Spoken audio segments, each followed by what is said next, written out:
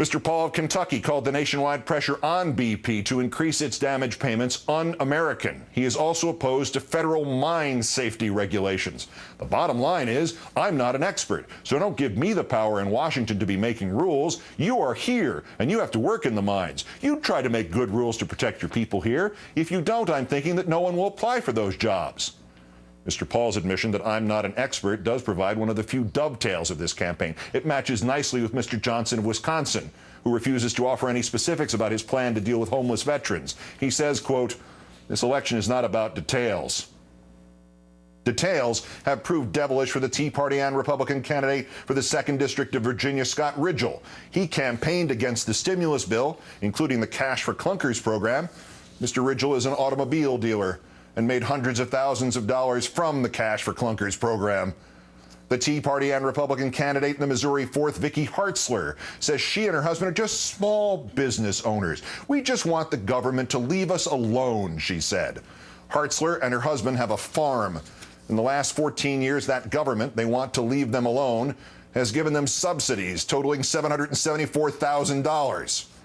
Mr. Racy of West Virginia told the Associated Press that America is in an industrial coma.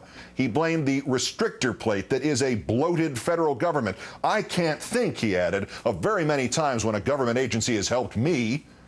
The companies Mr. Racy owns have received $2.4 million in contracts from the federal government since 2000 and $32 million in contracts from the state government since 2000.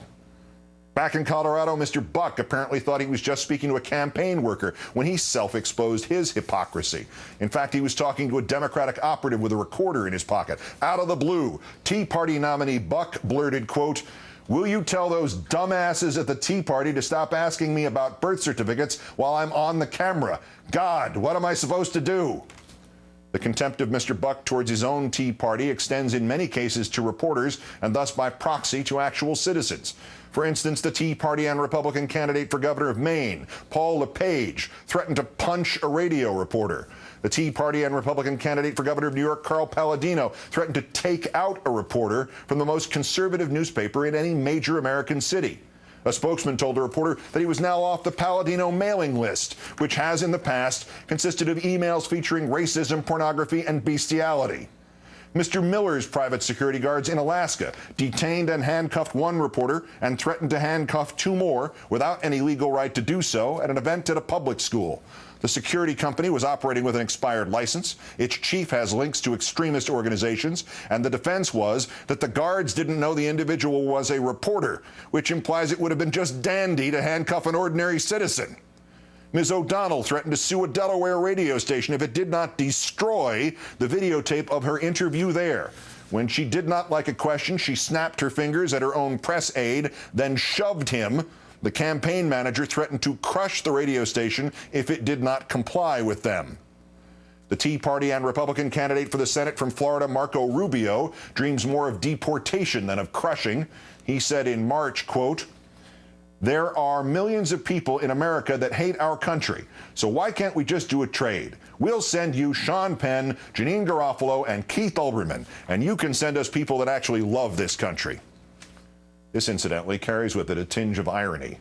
I don't know that any of his opponents has ever accused Mr. Rubio of not loving this country. He just doesn't love a lot of its people. And the person they all love the least is, of course, the president. The Tea Party and Republican candidate for Congress from the Florida 22nd, Alan West, had to leave our military after threatening to kill an Iraqi he was interrogating in Iraq. Now he claims to have a higher security clearance than does the president. Mr. West also told his supporters that they could defeat his Democratic opponent by making the man afraid to leave his own home. And the Tea Party and Republican candidate for the House from the Michigan 7th, the ex-Congressman Tim Walberg, wants to blackmail the president into showing his birth certificate to Rush Limbaugh. He figures he can extort this from President Obama by threatening to impeach him. You are willing to let these people run this country? This is the America you want? This is the America you are willing to permit? These are the kinds of cranks, menaces, mercenaries, and authoritarians you will turn this country over to? If you sit there next Tuesday and let this happen, whose fault will that be? Not really theirs. They are taught that freedom is to be seized and rationed. They can sleep at night having advanced themselves, and they're puppeteers, and to hell with everybody else.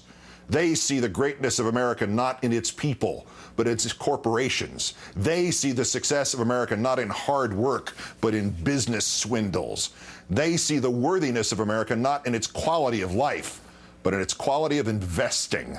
They see the future of America not in progress, but in revolution to establish a kind of theocracy for white males, with dissent caged and individuality suppressed. They see America not for what is nor what it can be. They see delusions, specters, fantasies. They see communists under every bed and a gun in every hand.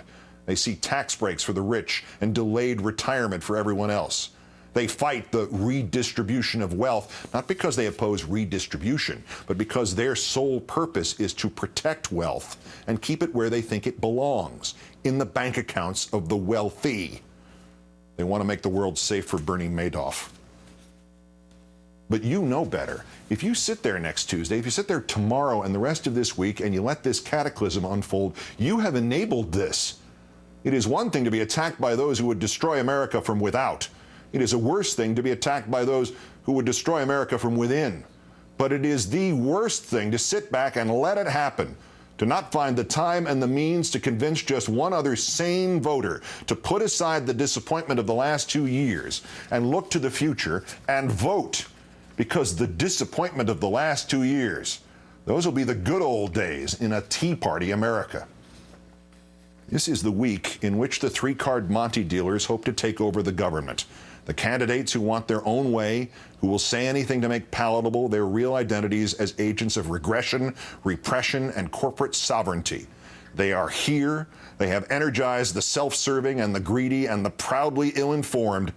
And if no other fact convinces you of your obligation to vote and canvass and phone and even drag to the polls the most disheartened moderate or Democrat or liberal or abandoned Republican or political neutral to vote for the most tepid of the non-insane candidates, if no other detail hands you that spark of argument with which to invigorate the apathetic, you need only commit to memory the words of Stephen Broden and Sharon Angle.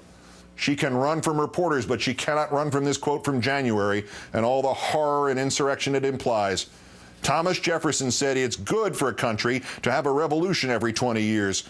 I hope that's not where we're going, but you know, if Congress keeps going the way it is, and people are really looking towards those Second Amendment remedies. Sharon Angle, too subtle for you? Second Amendment remedies? Guns instead of elections? Too implicit? Fortunately, to our rescue, to the speeding of the falling of the scales from our eyes, comes the Tea Party and Republican nominee for the 30th Congressional District of Texas, Pastor Stephen Broden. Our nation was founded on violence, he said, on tape. Was armed insurrection, revolution an option in 2010? The option is on the table. I don't think that we should ever remove anything from the table. However, it is not the first option. Thank you. The attempt to overthrow the government of the United States by violence is not the Tea Party's first option. Next Tuesday is the first option. The words are those of Nedrick Young and Harold Jacob Smith from the screenplay from the movie Inherit the Wind. As the attorney for the man on trial for teaching evolution, Spencer Tracy cuts to the gist. Fanaticism and ignorance is forever busy and needs feeding, and soon, Your Honor, with banners flying and with drums beating, we'll be marching backward through the glorious ages of that 16th century when bigots burned the man who dared bring them enlightenment and intelligence to the human mind. The angered judge replies, I hope counsel does not mean to imply that this court is bigoted. The attorney mutters, well, Your Honor has the right to hope. The judge warns, I have the right to do more than that. The attorney explodes. You have the power to do more than that. And you have the power to do more than that.